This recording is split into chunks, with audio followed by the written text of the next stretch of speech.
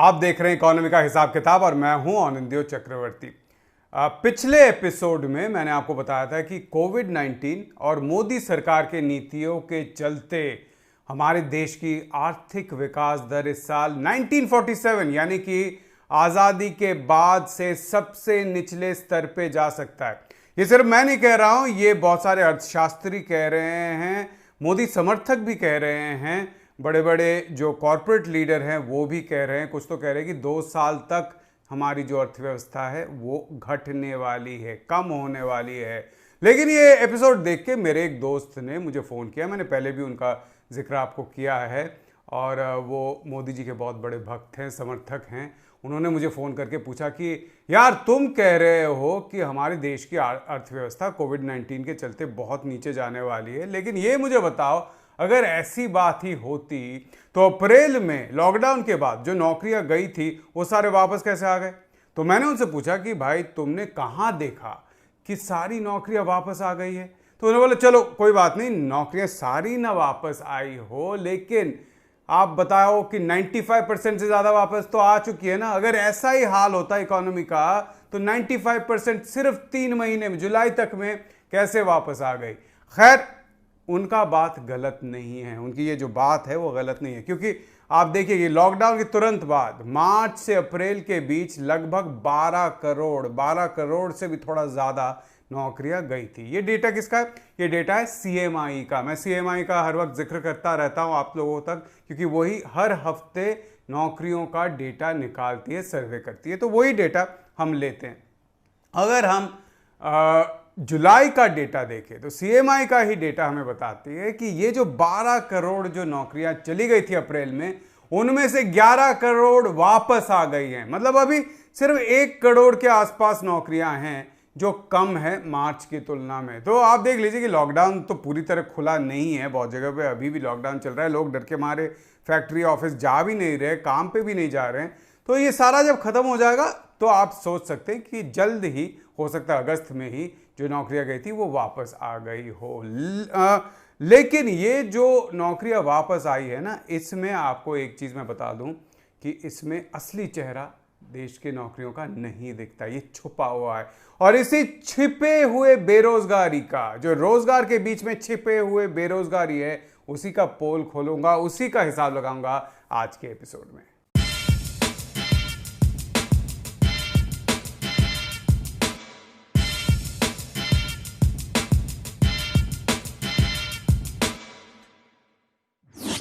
तो मैंने कहा था मैं सीएमआई का डेटा लूंगा नौकरियों का। तो मार्च में अगर हम देखें तो लगभग 39 करोड़ 60 लाख नौकरियां हमारे देश में थी। नौकरी मतलब कोई भी तरीके का काम, कोई भी तरीके का रोजगार। इसका मतलब ये नहीं कि ये वेतन वाली नौकरी है या सैलरीड जॉब है, इसमें सब कुछ आता है, बिजनेस भी आता है, जो खेती में काम करते हैं वो भी आते हैं।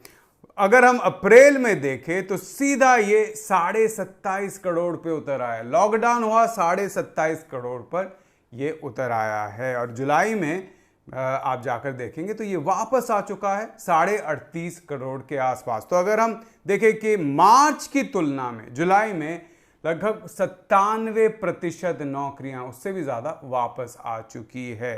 लेकिन जैसे मैंने आपको पहले भी बताया कि इस आंकड़ों को हमें अनपैक करना है। आपने देखा होगा ना, जैसे अमेज़ॉन से चीज़ आता है उसको आप अनपैक करते हैं, अंदर क्या है आपको पता चलता है।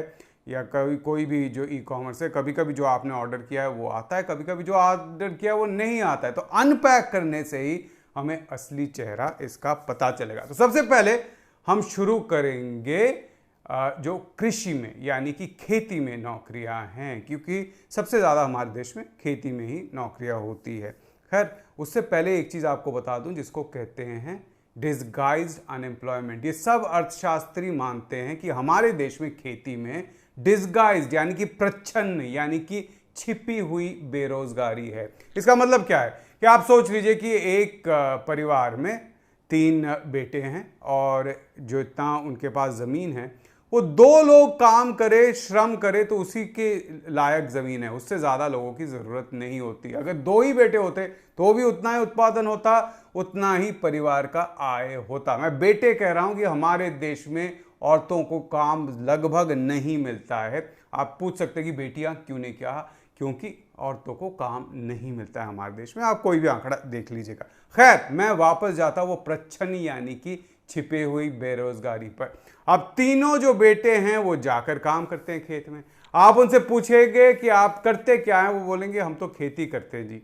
ये अगर आप ठीक से देखेंगे तो सिर्फ 2 लोगों की जरूरत थी, 3 काम कर रहे हैं, यानी कि एक जो है ना वो बेरोजगार है। उसे लगता नहीं है वो बेरोजगार है, लेकिन वो बेरोजगार है क्योंकि उसके काम से ना उत्पादन बढ़ रहा है ना घर की आय बढ़ रही है। तो इसी को कहते हैं छिपी हुई यानी कि डिस्गाइज्ड यानी कि प्रच्छन्न बेरोजगारी। क्योंकि ये जो काम कर रहे हैं ना इसकी जरूरत है ना इससे कोई उत्पादन बढ़ रहा है, तो इसीलिए ये अननेसेसरी अनप्रोडक्टिव लेबर है। एक 2016 के जो रिपोर्ट आई थी उसमें कैलकुलेशन किया गया था, सरकारी आंकड़ों को लेकर कैलकुलेशन किया गया था, और इसमें एक अंदाजा लगाया गया था कि हमारे देश में इस तरीके की छिपी हुई बेरोजगारी डिस्गाइज्ड अनएम्प्लॉयमेंट लगभग 5.2 करोड़ है, यानी कि 5 करोड़ 20 लाख ऐसे लोग हैं। और ये मैं 2016 की बात कर रहा था। खैर, उस टाइम में भी जितने लोग काम कर रहे थे, आज उससे ज़्यादा नौकरी बढ़ी नहीं है, कमी हुई है। तो 5 करोड़ 20 लाख ऐसे हैं जो डिस्गाइज्ड अनएम्प्लॉयड है। उसमें से ज़्यादातर औरतें हैं जो हाथ बटाती है, थोड़ा बहुत कहते हैं हम काम करते हैं, लेकिन उनके काम से कोई फ़ायदा नहीं है या कोई भी उत्पादन में या आय में बढ़त नहीं होती है। ज़्यादातर ये जो हैं ये खेती में हैं। और मैं अगर मार्च के भी खेती के नंबर ले लूँ कि मार्च में कितने लोग खेती में काम कर रहे थे, तो उसमें भी आपको बता सकता हूं कि कम से कम आप सोच लीजिए कि 20-25% लोग ऐसे होंगे जिनकी ज़रूरत नहीं, जो छिपे हुए बेरोजगार हैं। तो ये नंबर हम ले लेते हैं। मार्च में 11.7 करोड़ यानी कि 11 करोड़ 70 लाख लोग खेती में कृषि में काम कर रहे थे, रोजगार उनको मिला हुआ था। लॉकडाउन के चलते आप जानते हैं कि वो कम नहीं हुआ। अप्रैल में 11.7 और धीरे धीरे बढ़ता गया। अगर हम जून का डेटा ले गए तो वो 13 करोड़ पे पहुंच गया था। जुलाई में थोड़ा कम हुआ है, फिर भी 12 करोड़ 60 लाख लोग खेती में काम करते हैं। इसका जुलाई में वो कर रहे थे। इसका एक बड़ा कारण ये है कि आप जानते हैं कि हमारे शहरों से लॉकडाउन के चलते कितने लोग जो दिहाड़ी मजदूर हैं, छोटा मोटा कारोबार करते हैं, कहीं पे चाय बेच रहे हैं, पकौड़े बेच रहे हैं, कोई थोड़ा मजदूरी करता है, कहीं पे प्लम्बर का काम करता है, ये सब लोग घर वापस चले गए। तो लगभग 8 से 80 लाख से 1 करोड़ लोग वापस गए, जिसको रिवर्स माइग्रेशन कहा गया है। अब ये सब लोग जो गए हैं उनमें से बहुत लोग कहाँ गए हैं? खेती में वापस चले गए। वो अपने खेत पे गए हैं, हाथ बटारे, लेकिन उनकी ज़रूरत नहीं है। तो आप देख लीजिए कि अप्रैल से जुलाई में जो खेती में नंबर बढ़ा है रोजगार का, वो पेपर पर आंकड़ों में तो रोजगार दिख रहा है, लेकिन मैं आपको गारंटी के साथ कह सकता हूं कि उनमें से आधे से ज़्यादा ऐसे होंगे जिनकी कोई ज़रूरत नहीं थी, वो छिपे हुए यानी कि डिस्गाइज्ड अनएम्प्लॉयड है। तो इस ग्रोथ का ये जो रोजगार बढ़ा है उसको आप थोड़ा सोच कर देखिएगा, टटोल कर देखिएगा, ये असली रोजगार बढ़ने का नहीं साइन नहीं है। खैर, अगर हम इसको कंपेयर करके देखें कि दिहाड़ी मजदूर कितने थे, आप याद रखिएगा कि दिहाड़ी मजदूर ज़्यादा शहरों में ही है। गांव में जो दिहाड़ी मजदूर हैं वो कुछ खेतों में काम करते हैं, लेकिन वो कभी कभी खेती अपना काम खेती ही बताते हैं। और साथ में एक और चीज़ आप देखेंगे कि जो मनरेगा वगैरह में काम करते हैं उनको भी दिहाड़ी मजदूर के तौर पे देखा जाएगा। आप देखेंगे कि मनरेगा में काम बढ़ा है, इसलिए दिहाड़ी मजदूर का जो नंबर है वो बड़ा होगा। लेकिन अब एक चीज़ देखिए कि मार्च में दिहाड़ी मजदूर हमारे देश में 12 करोड़ 70 लाख थे। एक झटके में, जब लॉकडाउन हुआ, एक झटके में 9 करोड़ से ज़्यादा ऐसे जो दिहाड़ी मजदूर हैं या छोटे मोटे कारोबारी हैं, जो सेल्फ एम्प्लॉयड कहा जाता है जिनको, ऐसे लोगों की रोजगार खत्म हो गए। 9 करोड़, 12 करोड़ में से 9 करोड़ की ऐसे रोजगार खत्म हो गए। तो हम कंपेयर करके देखते हैं,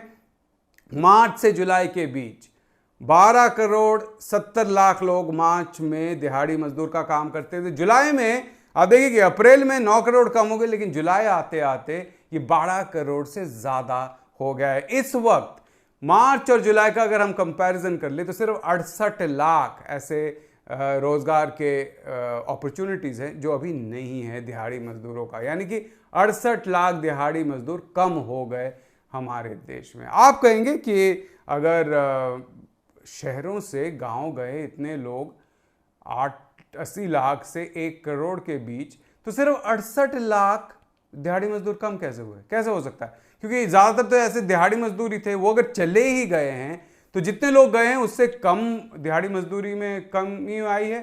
जी हाँ, इसका एक बहुत बड़ा कारण है जो मैं अभी आपको बताता हूँ। एक खतरनाक कारण है, ये खतरनाक कारण है।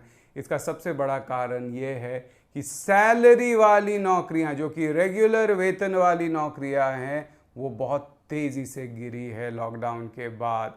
लॉकडाउन के बाद जितनी गिरी है उसके बाद और भी गिर गई है, जुलाई में और भी गिर गई है। अगर हम 2019-20 मतलब अप्रैल 2019 से मार्च 2020 का एक आंकड़ा ले तो औसतन 8 करोड़ 61 लाख लोग हमारे देश में ऐसे थे जो कि जिनके पास सैलरी वाली जॉब थी, सैलरी वाली नौकरी थी, रेगुलर वेतन वाली नौकरी है। और आप जानते हैं कि वो सबसे अच्छी नौकरी होती है क्योंकि उसमें सुरक्षा होता है, ज़्यादातर उसमें सैलरी भी, वेतन भी, आय भी ज़्यादा होती है। ये CMI का डेटा है।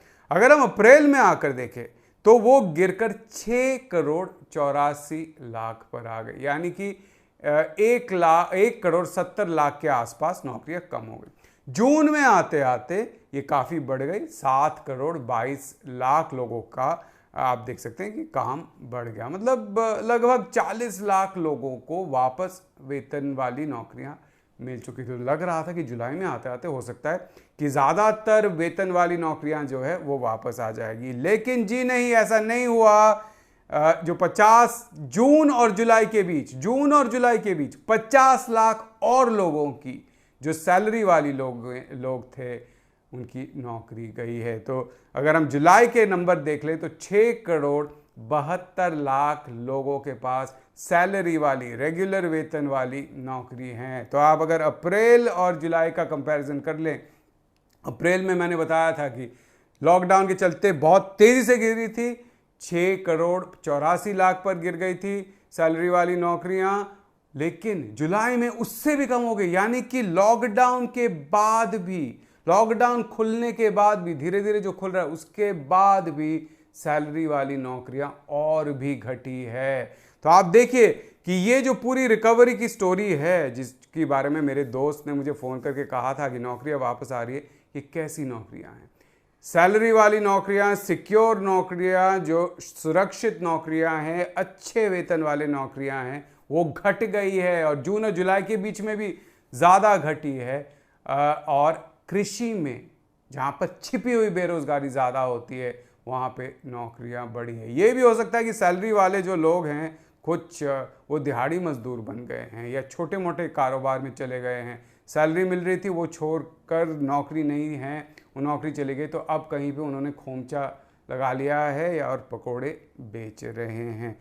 तो ये है पूरी जो नौकरियां वापस आने की स्टोरी है, इसमें छिपी हुई असली स्टोरी, असली कहानी, यानी कि रोजगार में छिपी हुई बेरोजगारी की कहानी। तो अब अगर आपको व्हाट्सएप पे कोई मैसेज करे कि देखिए किस तरीके से रोजगार वापस आ गया है, या आपके दोस्त आपको फोन करे, तो ये वीडियो उन तक जरूर पहुंचा दीजिएगा क्योंकि यही असली कहानी बताती है।